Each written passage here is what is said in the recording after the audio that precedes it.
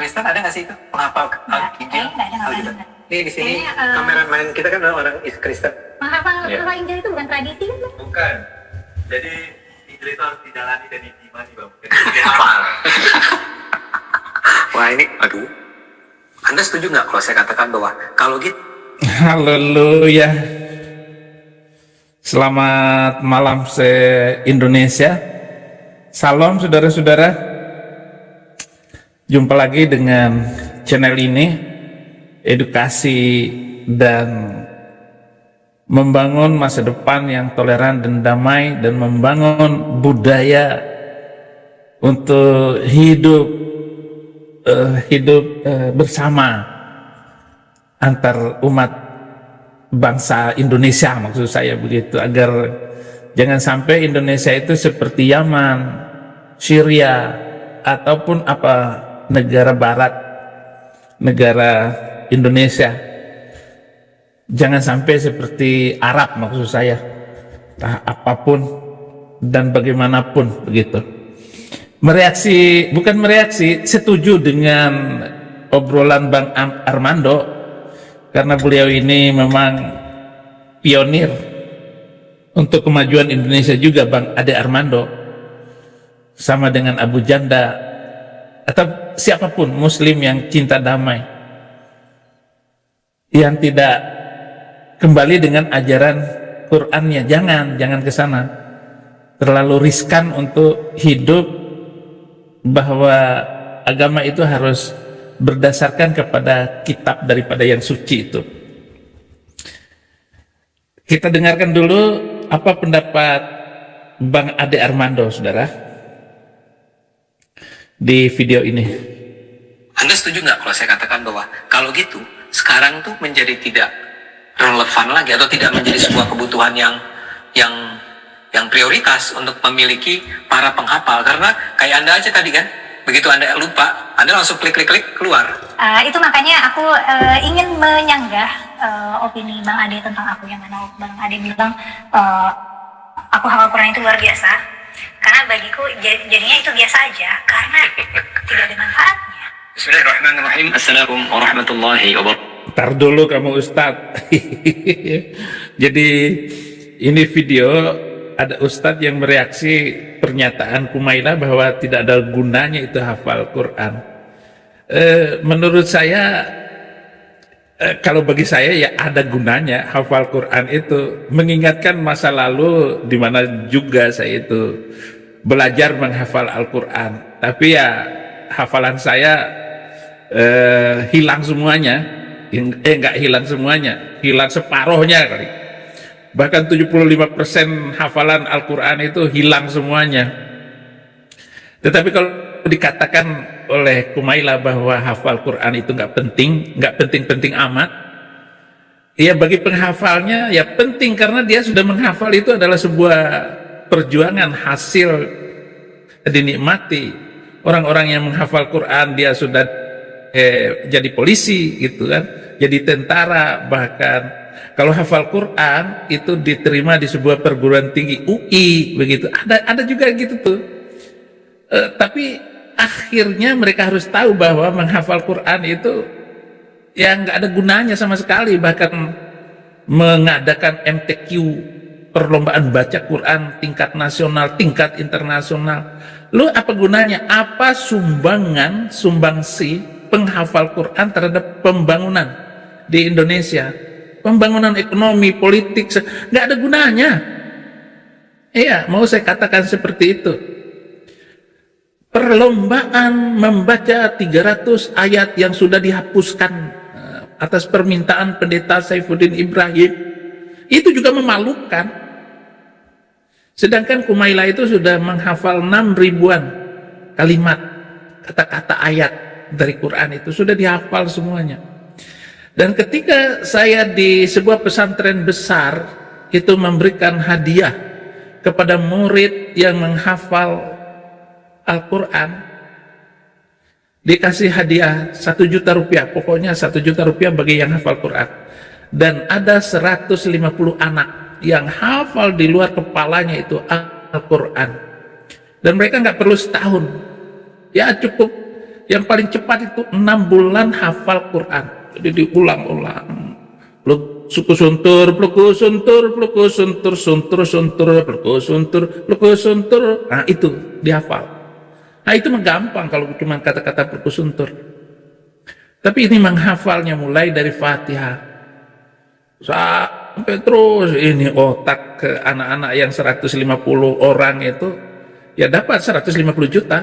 Mereka boleh ambil untuk apa namanya belanja beli makan di restoran kantin Zaitun itu. Mereka beli 150 murid. Bahkan ada Saddam itu sudah separuh Al-Quran dihafal waktu itu. Hafal nak 100,5 Al-Qurannya. Entah sekarang sudah hafal lagi atau enggak, karena itu memerlukan ketelatenan. Nah, kembali lagi saudara-saudara, enggak usah hafal kitab suci kayak begitu, karena saya meminta kepada Departemen Agama, Menteri Agama untuk menghapuskan 150 ayat yang saya minta karena tidak sesuai dengan kemanusiaan, tidak sesuai dengan kemerdekaan, bahwa itu adalah hak segala bangsa untuk tidak menerima ajaran kekerasan seperti itu. Makanya ngeri kalau membaca permintaan saya, sehingga diperlukan banyak perangkat untuk menangkap saya, mulai dari omongan si Marmut apa namanya, si Marmut MD orang Madura itu, supaya Saifuddin Ibrahim ditangkap, kata itu. Ya nggak bisa saudara Mahmud. Saya tentu saja saya nggak mau kembali ke negara yang penuh dengan intrik tipu seperti itu. Tapi ya biarin aja Kumaila tetap di situ. Selama kamu berbicara dan bergaya seperti kata-katamu tadi, itu nggak bisa ada orang yang bisa menangkap kamu. Berpendapat saja. Apalagi kamu itu kan jangan mengaku Kristen. Kalau kamu mengaku Kristen ya sudah. Jangan sampai ngaku Kristen kamu. Nah. Walaupun kamu Kristen sekalipun jangan diakui. Jangan mengaku sebagai orang Kristen. Dan jangan percaya bahwa ada orang yang mau membantu kamu. Tetap dengan kalimat yang seperti itu, maka kamu akan bebas. Nggak bisa ditangkapin. Jadilah apa namanya? Jadilah pejuang sejati. Pejuang sejati itu, karena ini zaman buka mulut, ya pakailah kesempatan ini untuk membuat Indonesia akan terpelanting sendiri, dan nanti terpaksa mereka Shalom semuanya, sahabat-sahabat terkasih, berjumpa lagi dengan saya di channel ini. Sahabat-sahabat terkasih, itulah tadi cuplikan atau tayangan video yang telah disampaikan. Sebelum lanjut ke video selanjutnya, mohon dibantu ya di subscribe, di like, dan juga di share, serta ditambah kolom komentar. Kita berdiskusi, dan mohon juga ya ditonton setidaknya lah sampai selesai, agar apa yang disampaikan itu menjadi berkat untuk kita semua. Amin. Selamat menyaksikan. mengaku bahwa hidup beragama itu adalah yang toleran dan damai. Ya, terima kasih juga Bang Ade yang berani mengungkap, yang berani mewawancarai. Dan saya salut sekali dengan Bang Ade. Walaupun kita banyak bertabrakan di satu titik, karena pernyataan-pernyataan saya itu dianggap orang yang gak berakal lagi. Bahkan ada MUI itu bilang bahwa Saifuddin Ibrahim itu sudah sakit jiwa katanya, harus dibawa ke rumah sakit jiwa katanya. Lalu orang saya sangat waras berpikir untuk membangun dan menyiapkan kehidupan yang lebih bermoral yang akan datang, dan jangan sampai entah siapapun, entah Bahar Smith atau turunan-turunan itu yang melakukan kegiatan di luar kendali yang benar, melakukan demo-demo, membuat pernyataan-pernyataan keagamaan sehingga para pengikutnya itu kesurupan, harus membela si turunan Kanjeng Arab. Apa keturunan apa? Gak ada pengaruh darah dan turunan itu. Itu kan hanya nasi bungkus doang, diumpan sama mereka yang kaya dari Arab itu, turunan-turunan pasar Tanah Abang, pengikut manusia-manusia yang kesurupan beragama, kaum muhibbin. Ini kan timbul berbagai macam penolakan.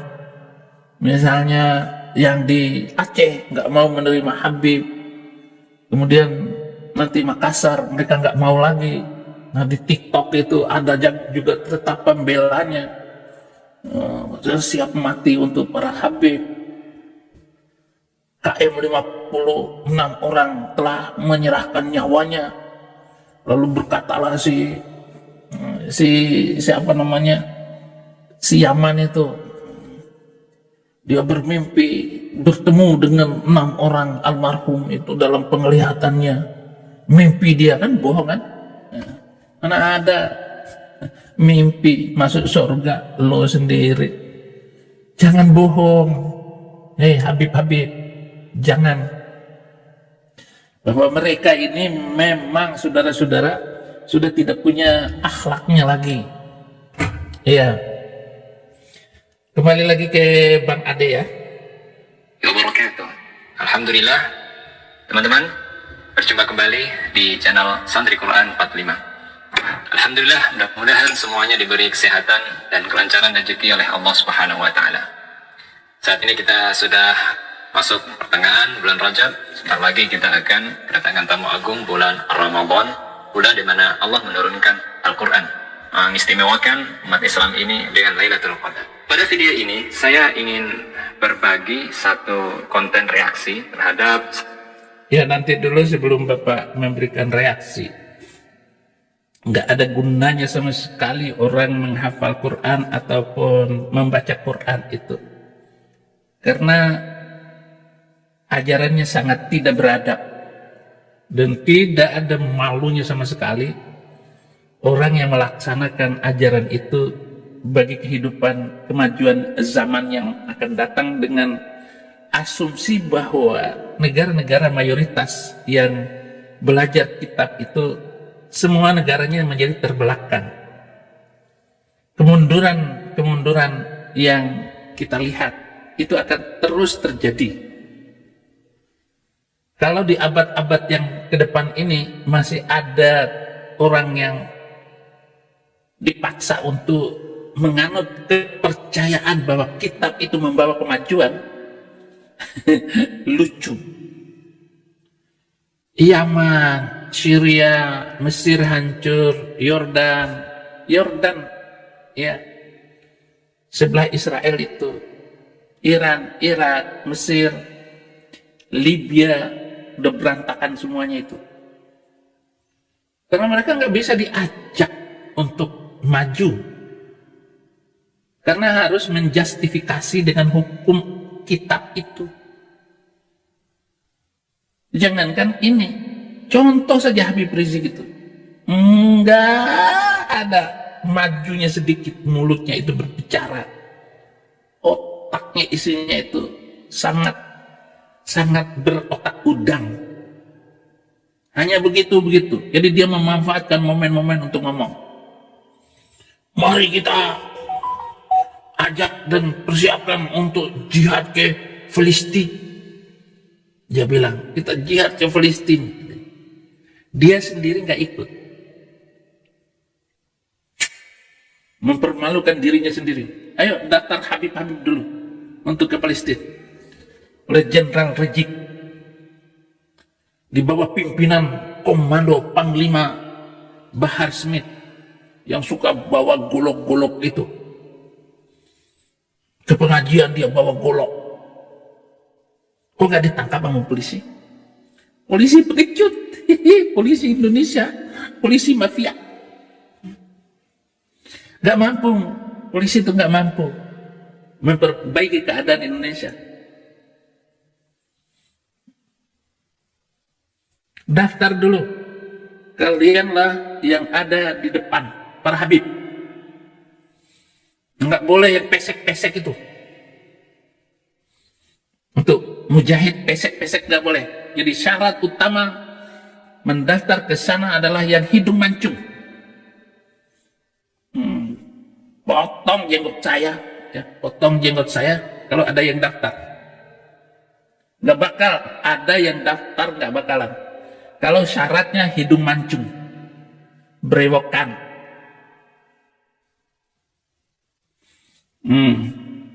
Mbak Mukmin, Novel Baswedan, Anies Baswedan.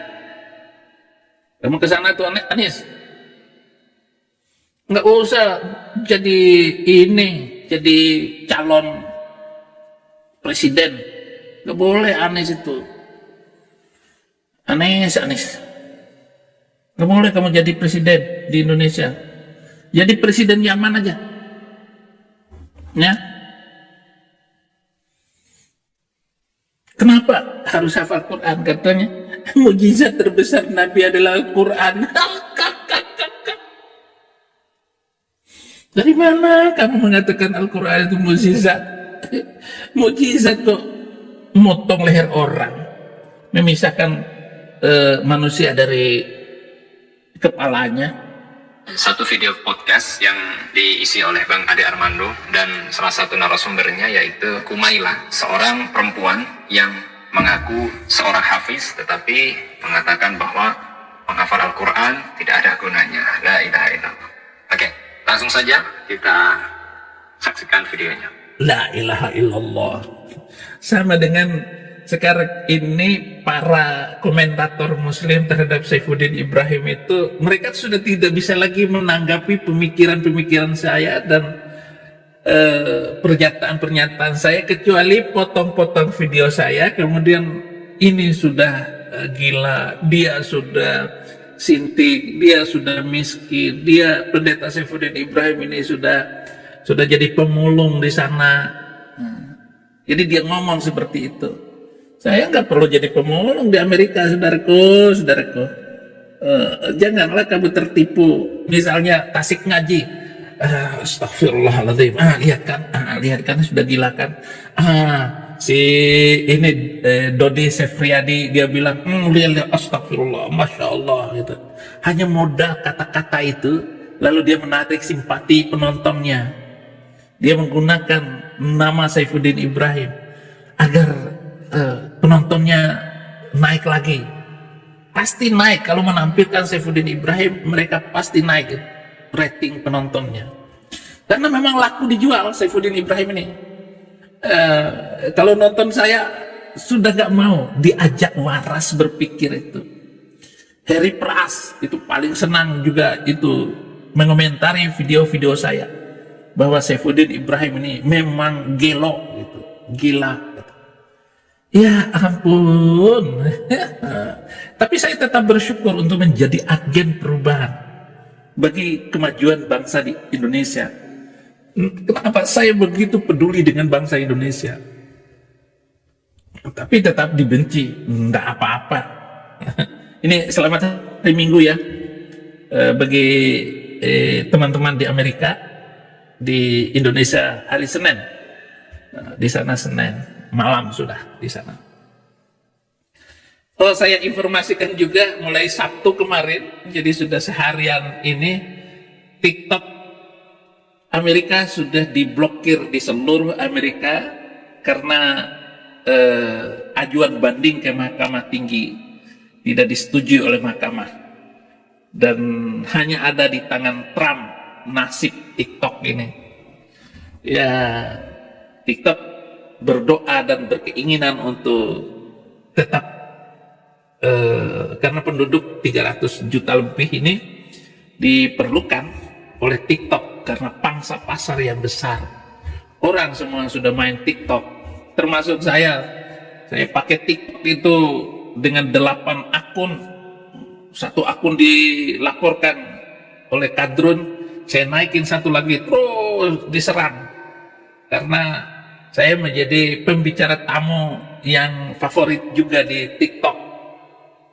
Dan TikTok ini luar biasa, saudara-saudara. Banyak jiwa yang terima Yesus gara-gara main TikTok. Entah berapa orang di Indonesia itu terima Yesus. Dan kata-kata saya nggak bisa ditahan sama mereka. TikTok ini memang kurang azar. Kita lanjut kepada Ustadz Pulkus Suntur ini. Jadi salah satu hal yang dari dulu saya dengar mengenai Kumaila adalah Kumaila itu adalah penghafal Al-Quran, hafiz Al-Quran. Hafizat. Ya teman-teman, perlu digarisbawahi bahwa ada perbedaan antara penghafal Al-Quran dan hafiz Al-Quran.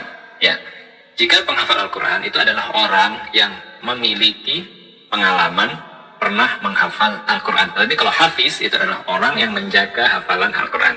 Itu pertama. Lo mau asal bikin aja istilah lalu dibuat.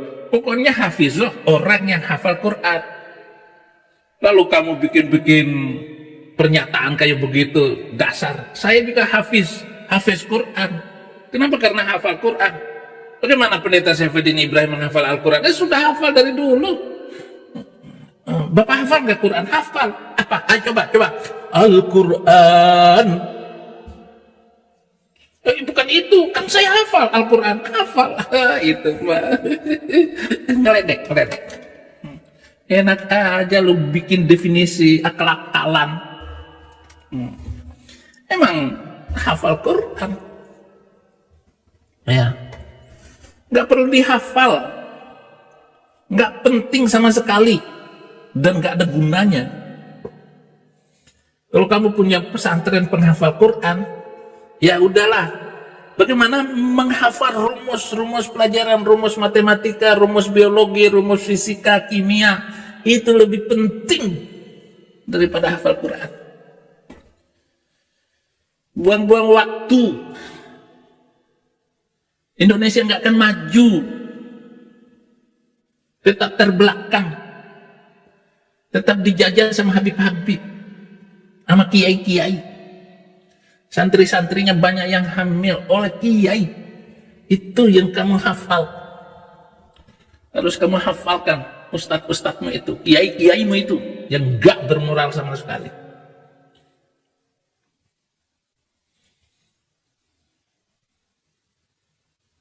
Itu penamaan yang Anda sendiri tidak merasa terganggu kan?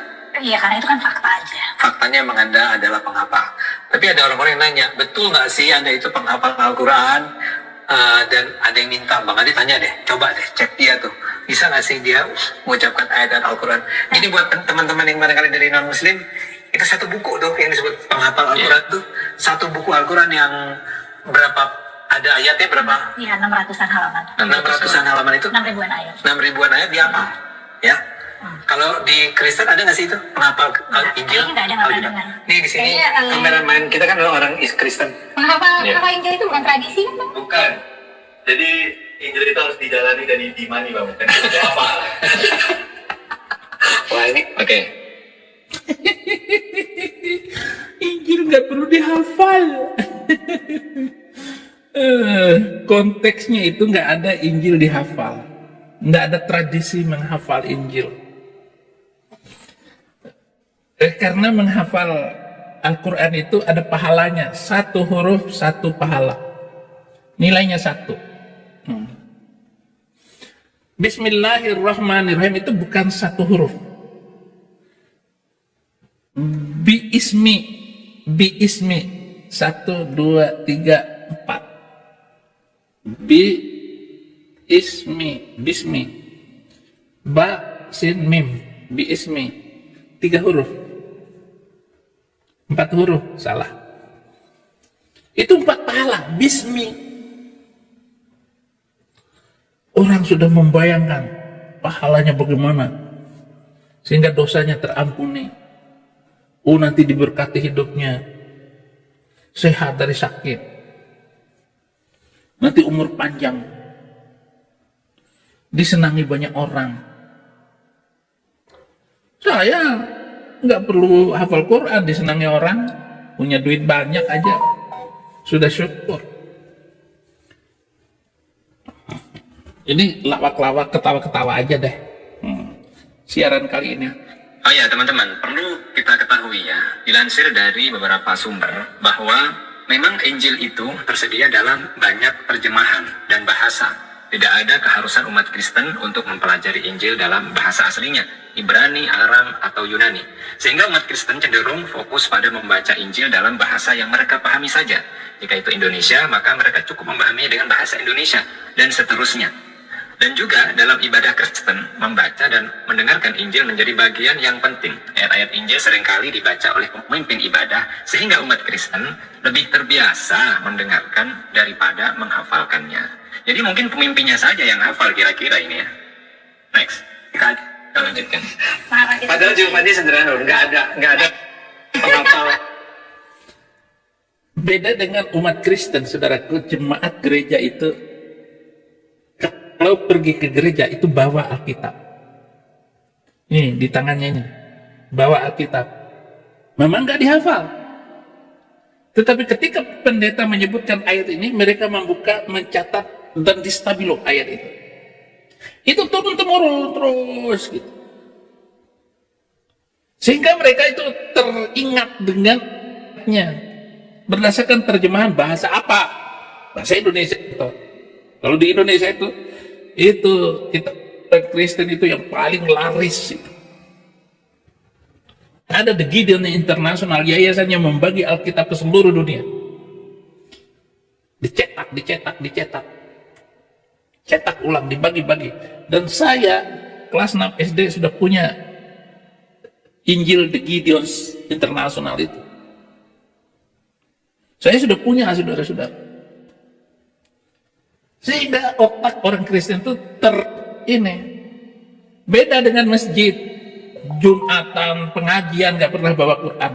Karena Quran itu terlalu suci. Nanti Quran ditaruh di bawah, gak boleh.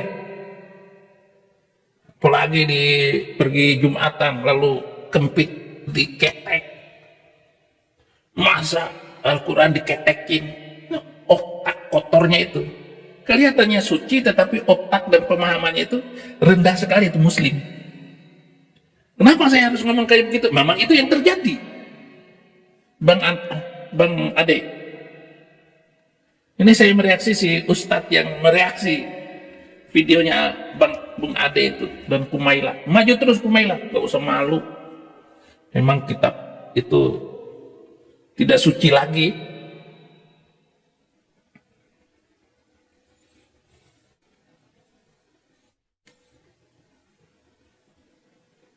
Injil tuh nggak ada ya, tapi ya udah ya. Jadi jangan pada tahu ya sama Kumaila. Kumaila ini hafiz Al-Quran. Nah ini contohnya.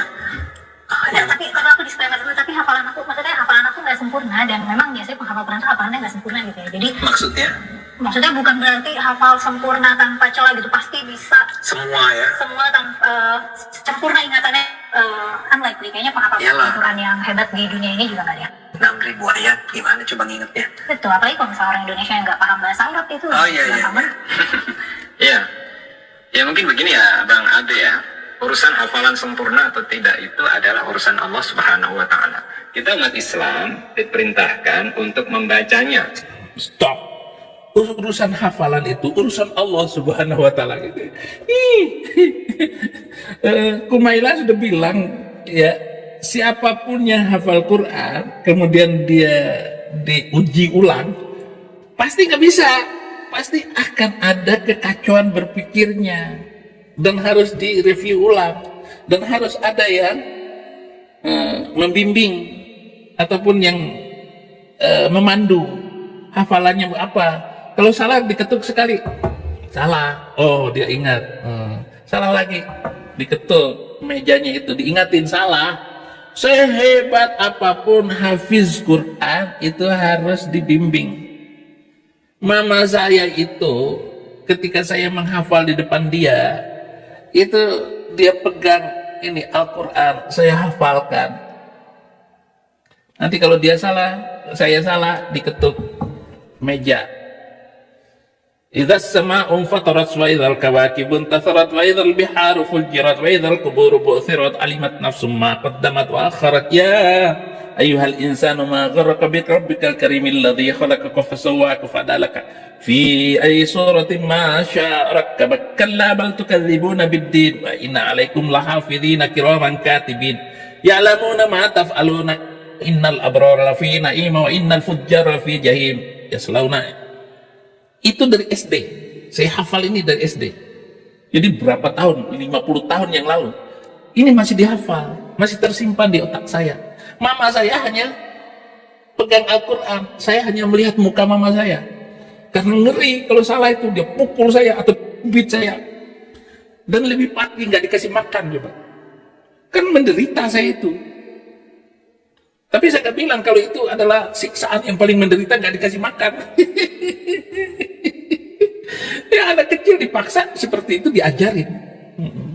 Makanya saya lebih takut mama saya daripada bapak saya. Ngeri loh menghadapi mama ini, galaknya minta ampun. Itu terjadi 50 tahun yang lalu. Surat tadi Al-Infitar itu sudah dihafal saya, sambil belum mengerti maknanya. Saya mengerti maknanya itu setelah saya kuliah dan saya dakwah di Klaten, Wonogiri, Salatiga, Jogja.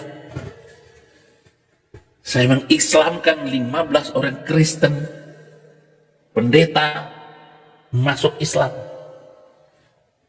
karena saya semangat untuk melawan mereka itu. Saya kebalik sekarang. Pendeta masuk Islam, setahun kemudian meninggal. Coba kalau dia tahu bahwa orang yang membuat dia masuk Islam sekarang sudah jadi Kristen. Inilah pendeta sesat yang disesatkan orang sesat. Dan orang sesat itu sekarang sudah jadi pendeta. Ya, mau ketawa, lucu juga. Silakan Anda mau ngobrol apa kepada saya dengan hal ini, saudara. Secara berulang-ulang.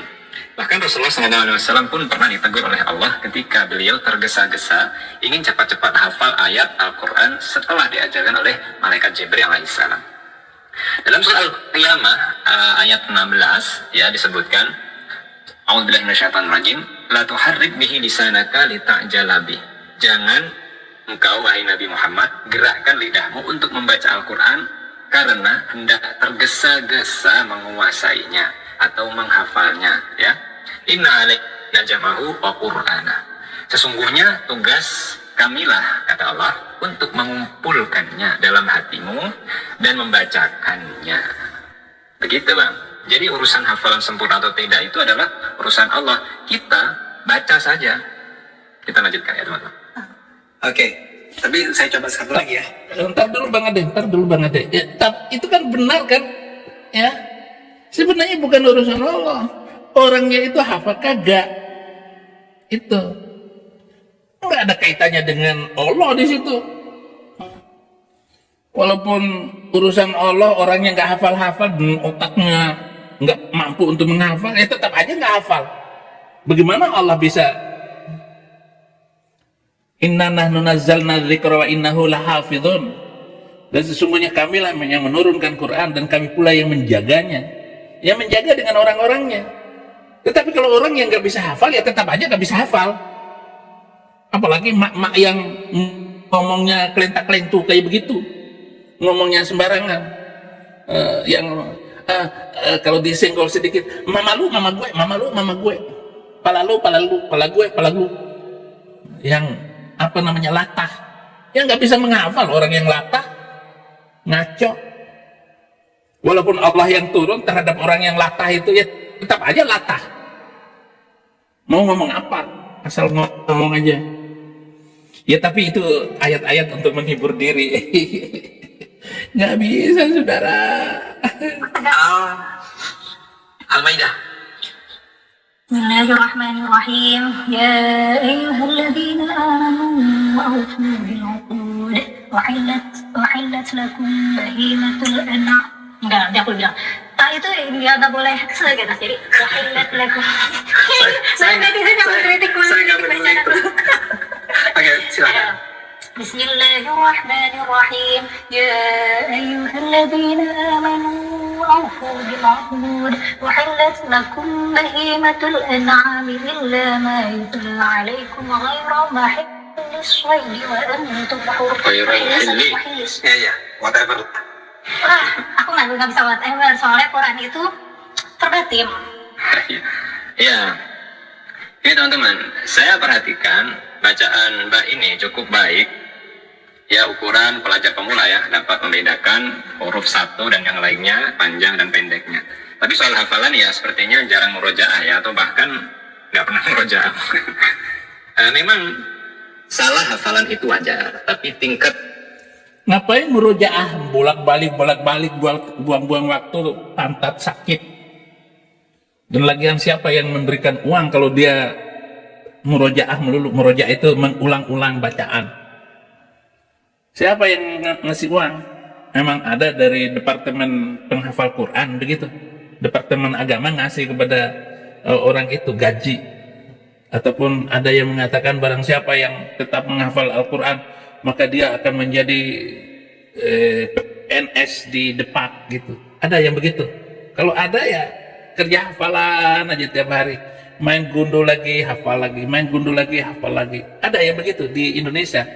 Ada nggak di Indonesia orang yang seperti saya diberikan kesempatan hafal Quran dan sekarang dia tinggal duduk aja, datang peneliti, penghafal itu masih hafal nggak? Ayo, hafal ulang lagi gitu.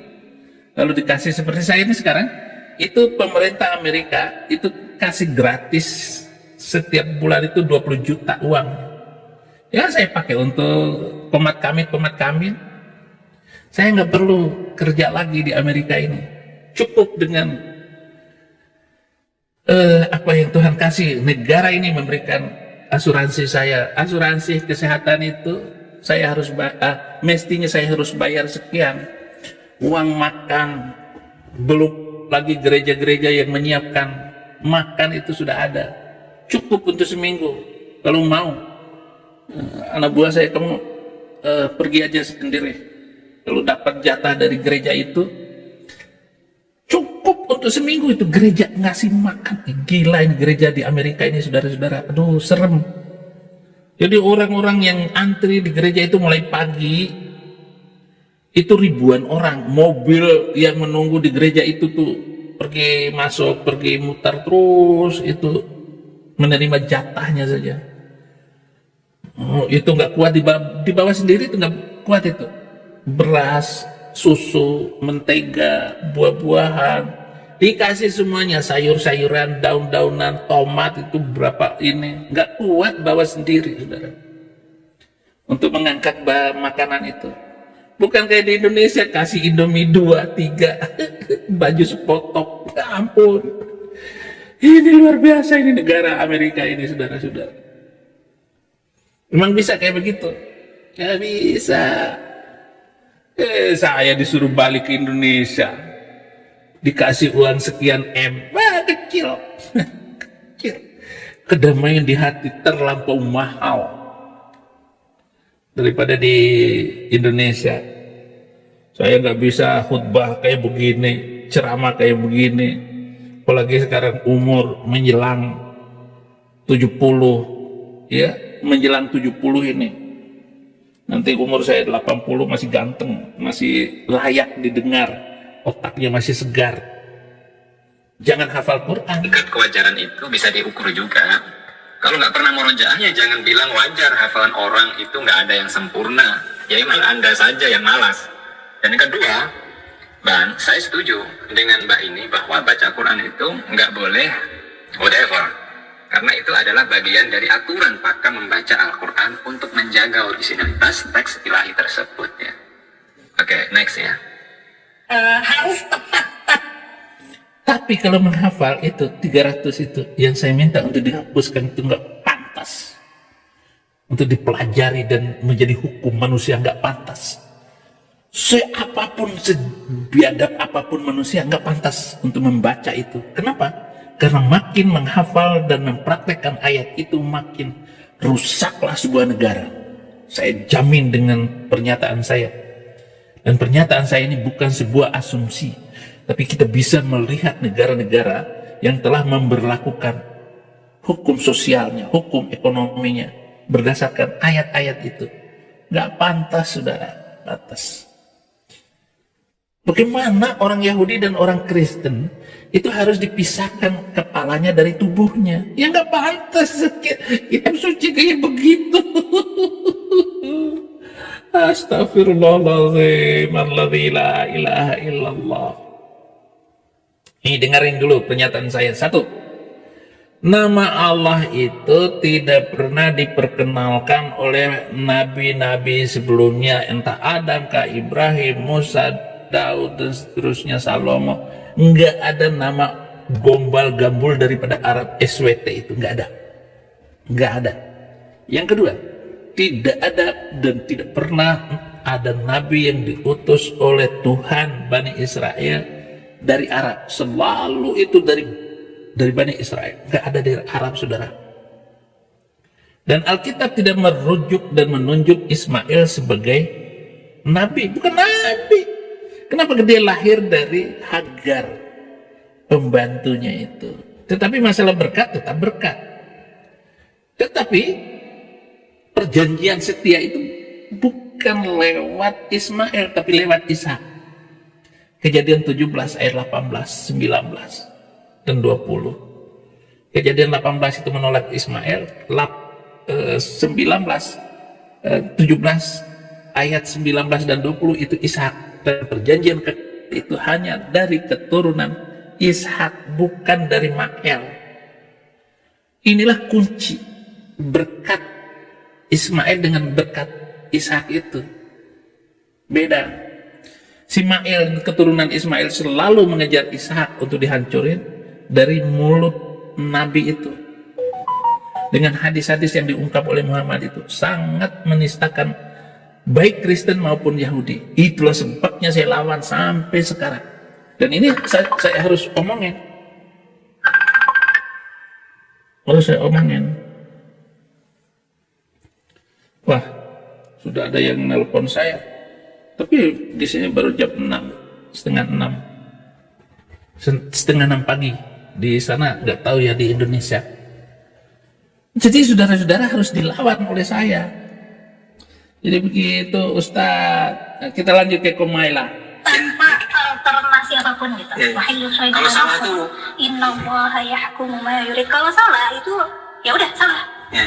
Nah, kalau salah tuh orang marah nggak kamu? Marah. Karena salah apa? Karena salah. Waktu itu tuh Bang Ade pernah nanya satu ayat aku, terus aku kutip, terus ada satu kata yang miss. Sebenarnya secara grammar tuh masih grammatically correct, cuman kan kurang harus perbatin. Dan itu orang marah langsung, Kumaila bacaan berantakan, anjur tajwidnya, kacau balau gitu. Sampai saya ketawa. Saya membayangkan mereka tuh marah. Pertanyaan saya, kenapa lu marah sih? Maksud saya, kalau kamu marah karena Kumaila menghina atau apa, ya bolehlah marah ya. Tapi ini kan cuman ada satu kata miss, itu pun grammatically tidak berubah. Dan kamu Karena kayaknya fakta bahwa aku hafal Quran aja itu sudah membuat orang marah. Karena itu tidak sesuai dengan persepsi mereka terhadap seseorang yang hafal Quran itu harusnya gimana. Ya, begini ya Bang Ade ya. Ntar dulu. Semua saja untuk teman-teman juga ya di rumah. Mestinya yang hafal Quran itu pakai jilbab, nggak boleh. Nggak boleh. Apalagi pakai tank top. Apalagi ada foto kelihatan ketek. Itu sudah marah besar, pulang ngajual. Apalagi kalau masuk Kristen habis deh. Masa depanmu hancur. Nah, jangan ketahuan kalau masuk Kristen tuh, jangan dibilangin. Jangan bilang kalau kamu masuk Kristen, nak, jangan. Gitu. kemarahan mereka seluruh Indonesia dan seluruh cewek di Indonesia itu marah maki-maki kamu, disumpah-sumpahin.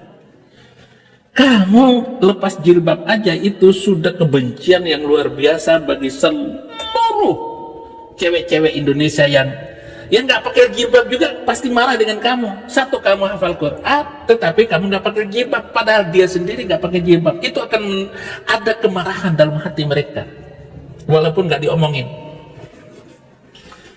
Inilah keajaiban, keanehan mentalitas kadrun Indonesia, yaitu PKI, Partai Kadrun Indonesia, PKI. Paling benci sekali saudara-saudara. Saya nggak tahu dari mana asalnya, tetapi itu adalah logika kebencian mereka karena dianggap Kumaila itu nggak pakai jilbab. Bayangkan gara-gara Najwa Shihab nggak pakai jilbab, berpengaruh kepada bapaknya, Profesor Dr. Quraish Shihab. Udah Arab, nggak pakai jilbab lagi, presenter, bapaknya itu ahli tafsir, ulama terkenal, menurun nilainya. Apalagi pendapatnya itu tidak sesuai dengan keinginan Muslim PKI itu, nggak sesuai. Wah, itu sangat merendahkan. Ini yang nggak masuk akal dan susah disambung. Kenapa begitu dibenci?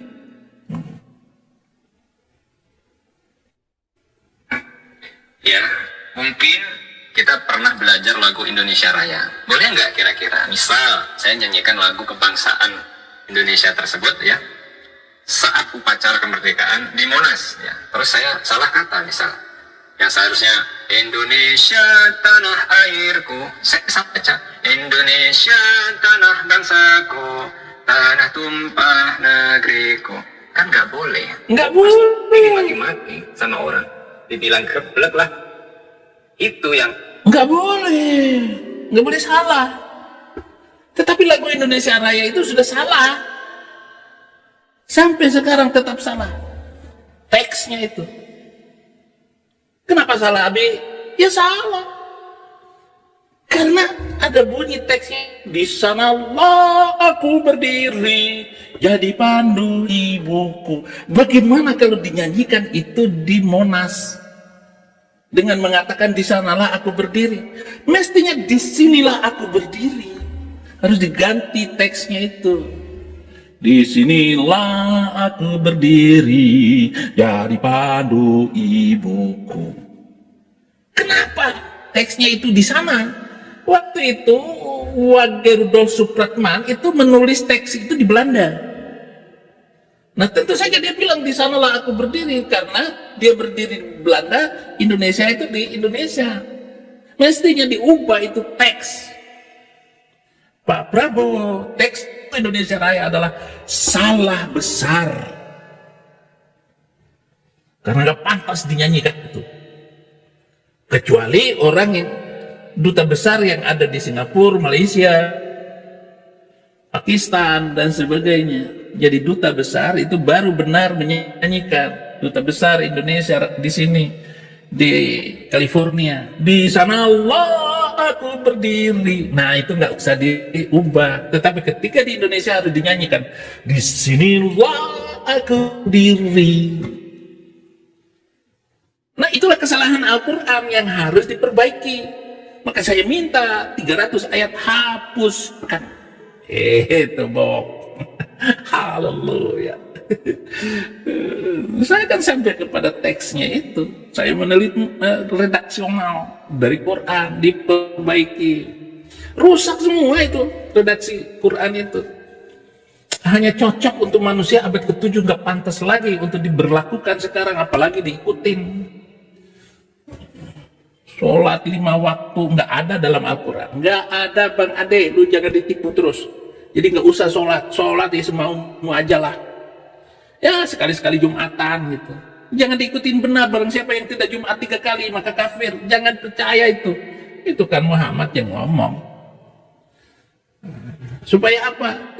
Bayar uang datang ke masjid. Bukan itu. Sudah bayar pajak ke negara, nggak usah bayar sodako, infak, nggak usah. Lu mau hidup-hidup lah.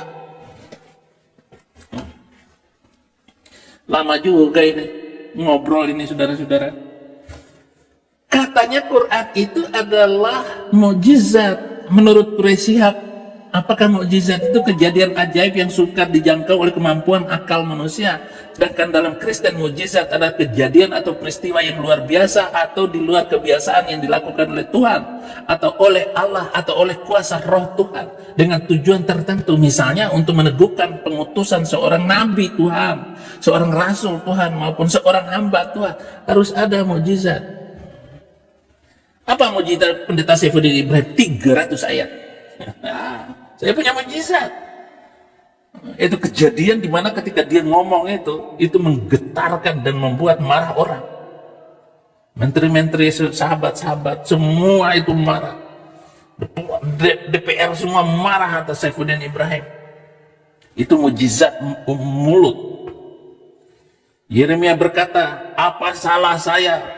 Dia berkata kepada Raja Zedekia, apa salah saya kepada engkau dan kepada pegawai-pegawaimu dan terhadap bangsa ini, sehingga engkau memasukkan saya di dalam penjara? Apa salah saya? Sama juga dengan Saifuddin Ibrahim ngomong, apa salah saya? Hakim, nggak ada salah, hanya ngomongin. Semua fakta saya ucapkan, dan itu semua tertulis dalam hadis. Yang menulis hadis siapa? Sahabat nabinya sendiri, istrinya sendiri. Ngomong semua, saya dikawini Nabi umur 6 tahun, ditiduri umur 9 tahun. Yang bersaksi adalah pelakunya. Saya dituduh masuk penjara 4 tahun. Orang lain Nabi yang menikmati, gue yang menderita. Enak aja. Bagaimana? Ya, dari umur 6 tahun dikawininnya itu. Kan sudah kewajiban seorang Nabi, apalagi istri bocilnya ini, 6 tahun ini, kan harus didatangin dari sekian banyak istrinya itu. Isa yang paling bocil. Apa yang dilakukan Nabi itu, saudara? Tahu nggak? Semuanya tertulis dalam hadis itu. Bahwa ketika suami tuanya itu datang, dia tempelin, taruh kemaluannya di atas pahanya. Dan Aisyah disuruh pegang.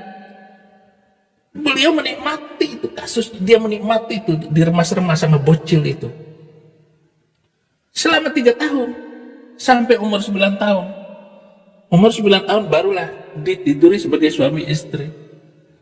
Dan itulah satu-satunya istri yang perawan, semuanya janda, bekas orang semua. Makanya dia itu otaknya rusak gara-gara nggak menikmati dan nggak melihat darah muncrat dari kemaluan istrinya. Itu awal ceritanya itu. Apakah itu menista cerita saya? Enggak, itu fakta.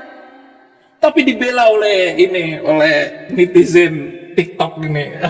Mana ada ayatnya, mana hadisnya, data mana gitu. Data lapalalo. Aduh, kacau sekalian kacau. Jadi gini, jadi suatu saat agama itu jadi bahan candaan, gitu. Oke? Lu candain agama kami silakan, menghina kami silakan. Tapi tidak ada yang paling sakit kecuali menghina kanjeng itu, saudara-saudara. Apa pengertian kata mukjizat? Diambil dari bahasa Arab jazyan. Kata tersebut memiliki arti ketidakmampuan atau memiliki arti melemahkan musuh ketika ditantang. Pelaku atau yang melemahkannya dinamakan dengan mukjizat. Sedangkan pihak yang mampu melemahkannya yang lain sehingga membungkam melawan yang dinamakan dengan mukjizat tambahan, yaitu marbutoh. Gitu. Pada akhir kata tersebut memiliki arti ataupun makna mubalaghah atau superlatif. Gitu. Akhirnya mukjizat. Apa mukjizatnya? Muhammad tidak punya mukjizat. Siapa ulama kiai yang mampu melawan saya? Bahwa saya bilang tidak ada mukjizat Muhammad. Katanya Al-Quran. Quran bukan mukjizat. Tapi itu bukan tanda-tanda ajaib. Dia kan buta huruf. Satu-satunya nabi yang buta huruf hanya kanjengmu itu, pengikutmu itu. Nah, mantap kan sakit hatimu itu?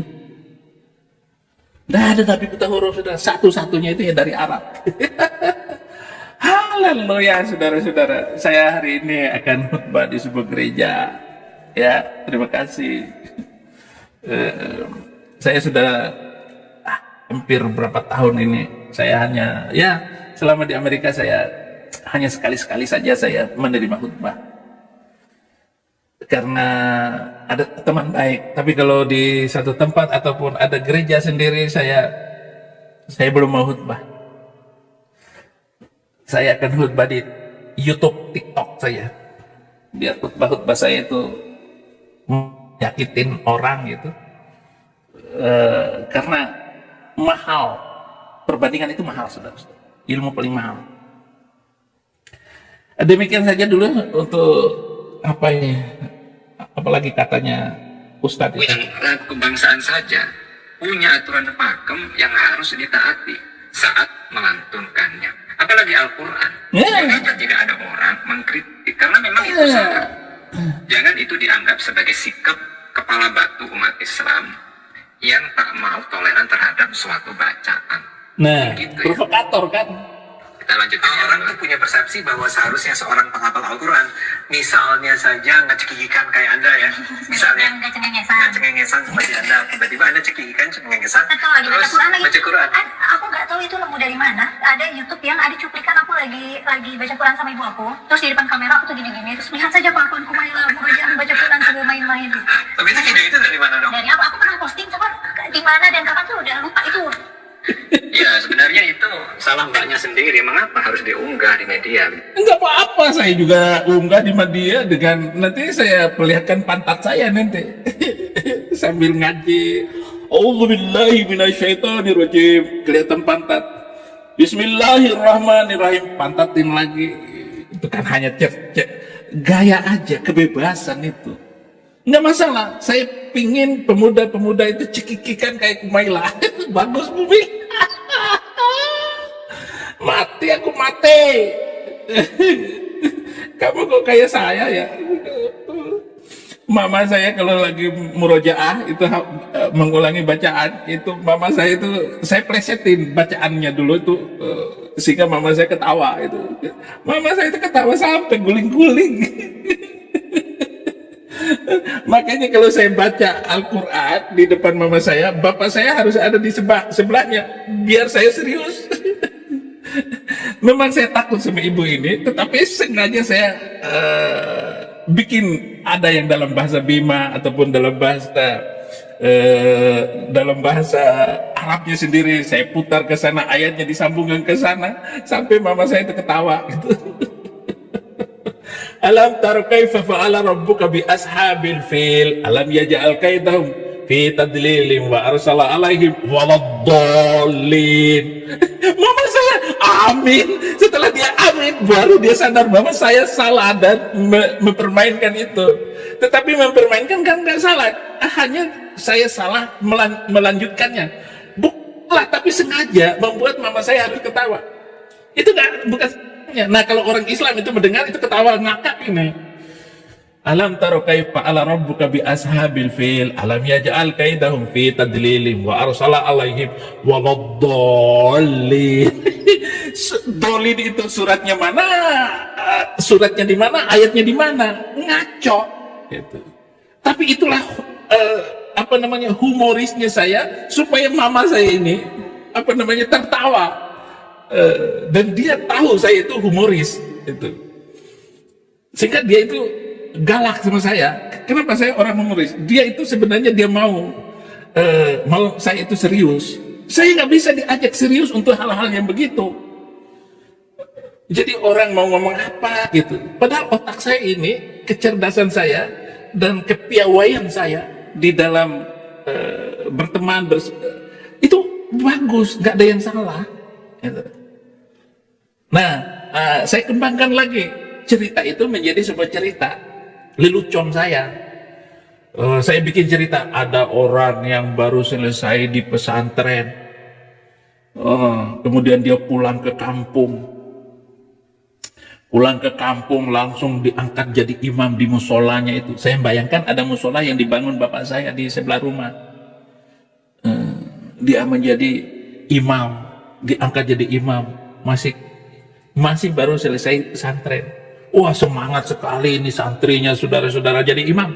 Mulailah dia, Allahu Akbar, Bismillahirrahmanirrahim, Alhamdulillahi Rabbil Alamin, Rahmanirrahim, Malik Yaumiddin, Iyyaka na'budu wa iyyaka nasta'in, ihdinas siratal mustaqim, siratal ladzina an'amta 'alaihim ghairil maghdubi 'alaihim waladdallin. Makmum bilang amin, lalu dia baca surat. Alam tara kaifa fa'ala rabbuka bi ashabil fil, alam yaj'al kaidahum fi tadlilim wa arsala 'alaihim waladdallin. Makmumnya amin, jadi 2 kali amin itu lucu, ketawa, ngakak semua, jemaatnya ngakak, kacau. Nah itu tambah lagi cerita baru. Padahal tadi ini cerita saya dengan mama saya supaya mama saya ketawa. Jadi surat yang lain disambung dengan surat yang lain. Itu mama saya bisa hang gitu. Salah gitu, salah, larinya kemana gitu. Tetapi karena baca ini ketahuan mama saya, bisa ketawa. Almarhumah. Ustaz, kamu ini kamu mau ditipu sama Arab, Habib Rizik. Ya begitu. Pada akhirnya kan orang lain tahu kalau memang itu adalah candaan keluarga, apalagi sedang membaca Al-Quran, itu kan kurang adab. Tapi kesalahan utamanya itu adalah mengapa itu diupload di media sosial. Itu kesalahan mbaknya sendiri, ya. Yang lama sekali kayak sebelum kan. Nggak apa-apa diupload di media karena ini bukan kesalahan. Apa salahnya? Apa dosanya? Ini kan hiburan. Tapi agama menjadi hiburan. Jangan kayak larangan Al-Quran itu. Memperolok-olok agama bukan begitu. Itu memperolok-olok agama. Memperolok-olok agama itu ketika hukumnya nggak diberlakukan. Itu paling mengolok-olok. Al-Quran bilang barang siapa yang tidak berhukum dengan Quran maka kafir. Ah itu. Kalian tidak memberlakukan hukumnya, lu sendiri, pala lu itu kafir, orang kafir. Kenapa? Udah tahu, nggak diberlakukan. Udah berlaku belum hukum potong tangan? Belum kan? Berjuang untuk itu. Sudah berlaku nggak orang berzina dirajam? Nggak berlaku kan? Pakai itu. Maka dikatakan dalam Al-Quran, maka nasolatuhum indal bait illa muka'am wa tasdiyah fadzukul adab. Percuma mereka beribadah sembahyang di Ka'bah itu kecuali bersiul dan bertepuk tangan. Bayangkan sholat siul tepuk tangan, kenapa? Hukumnya nggak dipakai. Nah, rasain lo, tambah sakit lah lo gue ngomong ini. Nggak ada gunanya. Pandemi Ya. kayak deket aja ya gitu. Nah itu masyarakat Indonesia, selain Muslim Indonesia lebih tepatnya, selain sangat terobsesi pada hafalan dan pada penghafal Quran, ada mitos-mitos seputar penghafal Quran kan, misalnya jenazahnya nggak akan membusuk lah, atau Kalau ada penghafal Al-Quran, jenazahnya tidak akan membusuk. katanya gitu. Senang dong Anda. Ya, itu kan tidak nyata. Itu kan melawan hukum alam. yang melawan hukum alam itu tidak akan terjadi. Ya, ya. Udah gitu, Ini selain terobsesi pada hafal, inilah kata-kata kamu itu yang membuat mereka kejang-kejang itu. Seluruh kiai, seluruh Indonesia kejang-kejang. Kenapa? Karena penyataan orang yang hafal Quran badannya nanti nggak akan membusuk. Lalu dibuatlah cerita-cerita semacam itu. Nabi Muhammad aja udah hancur. Nabi Muhammad itu sudah hancur. Sumber di mana Quran itu nongol. Muhammad sudah hancur. Sekarang rambutnya ada, dimasukin ke dalam botol, dicium ada rambutnya itu. Sambil nangis. Rambutnya beliau hanya selembar. Dan saya nggak percaya kalau itu rambut Nabi. Sangat nggak percaya. Kenapa nggak bulu kemaluannya sekalian dimasukin ke dalam botol? Jangan-jangan itu bulu kemaluan, tapi dibilang rambut supaya sopan.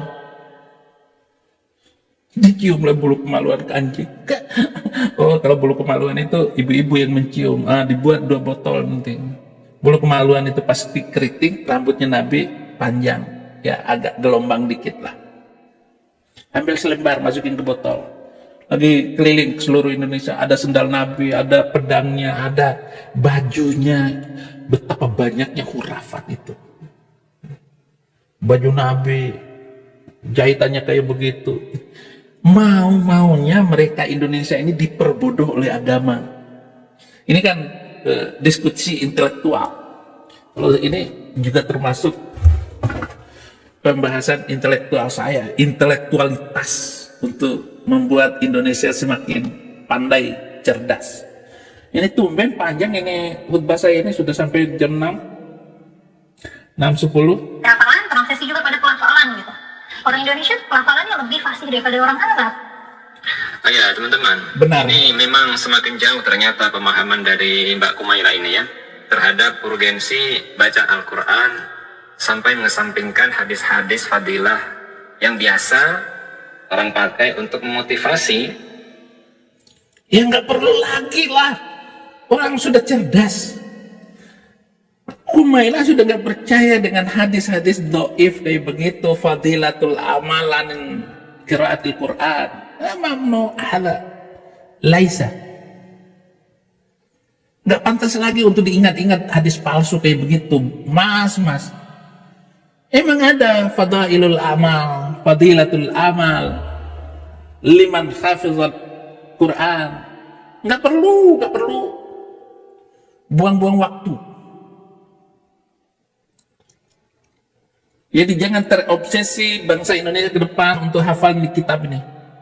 Kitab yang penuh dengan penistaan terhadap kemanusiaan itu sendiri. Haleluya.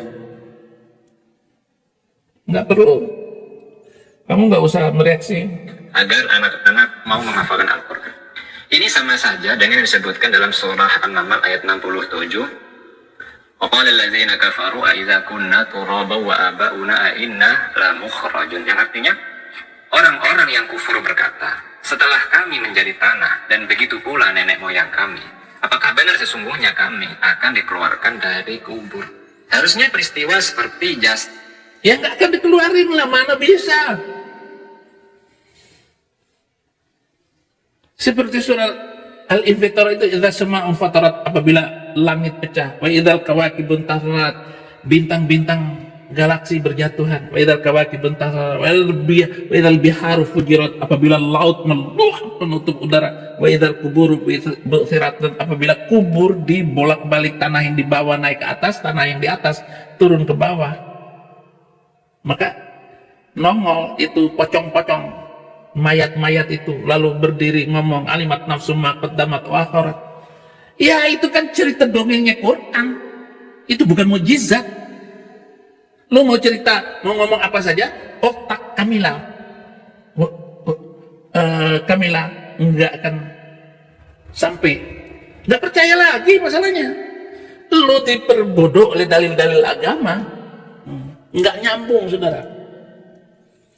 Mungkin masih ada lucunya lagi, masih jasad banyak. almarhum Kiai Maimun Zubair masih utuh, jasad Gus Dur masih utuh, jasad guru ngaji di Bogor ya masih utuh, dan lain-lain sebagainya. Harusnya Mbak itu. Sekarang saya tanya, bisa nggak kamu katakan jenazah tubuh Muhammad masih utuh? Potong lidah saya. Berani ngomong? Dan kita buktikan. Kita buka itu kubur Nabi kalau gitu. Nggak usah Imam Ustadz Zubair, Ma'mun Zubair masih utuh, Gus Dur masih utuh. Paling ya karena sudah dikasih obat pengawet. Fir'aun aja masih utuh badannya, yang sudah meninggal 3000 tahun yang lalu masih utuh. Bukan yang di laut. Itu tubuhnya yang di laut itu masih utuh. Sudah dimakan ikan. Bertentangan dengan cerita Quran itu sendiri. Bahwa tubuh Fir'aun masih utuh. Quran yang bilang. Bohonglah. Buktiin dong Quran, jangan asal ngomong. Haleluya. Bagian terakhir dari terima kasih sudah menonton. Tolong Shalom semuanya. sahabat-sahabat terkasih, berjumpa lagi dengan saya. Sahabat-sahabat, itulah tadi cuplikan atau tayangan di video.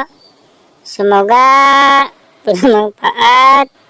Semoga dari apa yang telah disampaikan, semoga menjadi berkat untuk kita semua. Dan saya ucapkan terima kasih banyak kepada yang telah menonton, kepada para subscriber, followers di channel ini yang terus membantu perkembangan channel ini dengan cara subscribe, like, komen, juga share. Saya ucapkan terima kasih banyak. Dan bagi yang belum subscribe, mohon ya dibantu dukungannya. Oke, sampai jumpa di video-video selanjutnya.